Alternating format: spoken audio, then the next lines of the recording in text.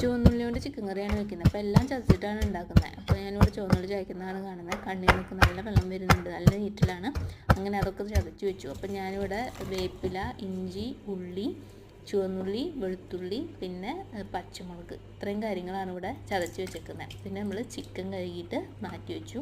അത് കഴിഞ്ഞാൽ നമ്മൾ കുക്കർ എടുക്കുകയാണ്. എന്നിട്ട് കുക്കറിൽ നമ്മൾ കുറച്ച് വെളിച്ചെണ്ണ ഒഴിക്കുക. കാരണം എന്താണെന്ന് വെച്ച് കഴിഞ്ഞാൽ ചിക്കനിൽ നെയ്യൊക്കെ ഉള്ളതുകൊണ്ട് ഓട്ടോമാറ്റിക്കലി അതിൽ എണ്ണ ആഡായിട്ട് വരും.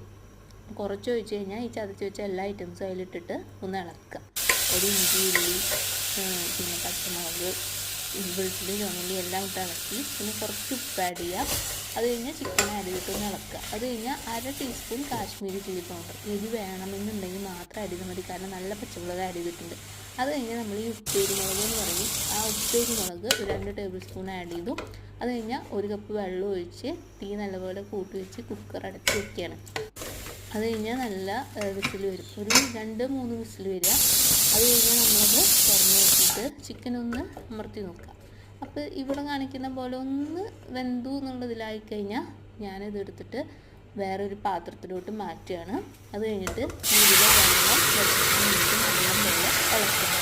അങ്ങനെ ഇളക്കി നല്ലൊരു ഫ്രൈ പോലെ ആവുന്ന വരെ നമ്മൾ ഇളക്കുകയാണ്. പിന്നെ അങ്ങനെ ഒന്ന് വെന്ത് കഴിഞ്ഞാൽ നമുക്ക് ഇങ്ങനെ നല്ല സോഫ്റ്റ് ആവും, നല്ല ടേസ്റ്റാണ്. ചോറിൻ്റെ കൂടെ ചപ്പാത്തിയുടെ കൂടെയൊക്കെ കഴിക്കാം.